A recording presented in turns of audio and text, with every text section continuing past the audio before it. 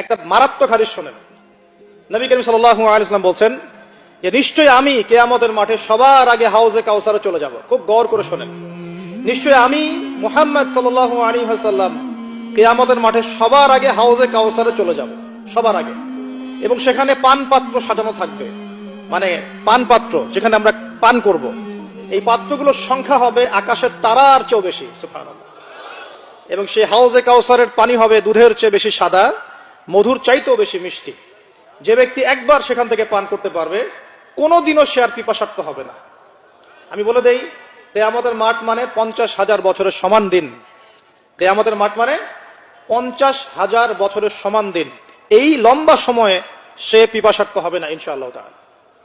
এবার নবী করিম সাল্লাল্লাহু আলাইহি ওয়াসাল্লাম বলছেন, আমি আমার উম্মতকে পানি পান করাতে থাকবো, পানি পান করাতে থাকবো। সুম্মা ইউহালু বাইনি ওয়া বাইনাকুম, এরপরে হঠাৎ করে দেখা যাবে আমার উম্মত এবং আমার মাঝখানে একটা পর্দা ফেলে দেওয়া হবে। কি ফেলে দেওয়া হবে? পর্দা।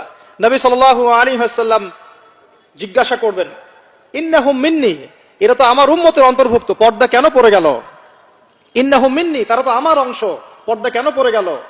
আল্লাহ রাব্বুল আলামিনের পক্ষ থেকে জানানো হবে, হে নবী আপনি জানেন না, হে নবী আপনি জানেন না যে আপনার মৃত্যুর পরে এরা দিনের মধ্যে কত কিছু সংযোজন করেছিল, কত বেদাতি আমল চালু করেছিল।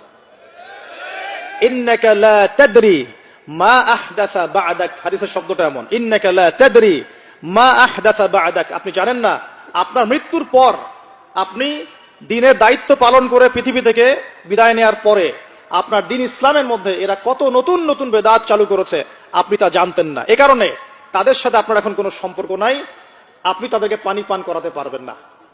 এবার নবী সাল্লাল্লাহু আলাইহি ওয়াসাল্লাম কি বলবেন সেটাও শোনেন।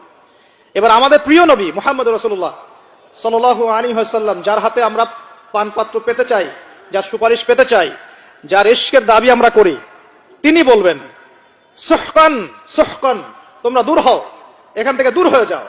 লাম সুহকান সুহকান লিমান গায়্যারা বা'দি, দূর হয়ে যাও হতভাগার দল, যারা আমার পরে ইসলামকে বিবর্তিত করেছে, পরিবর্তিত করেছে।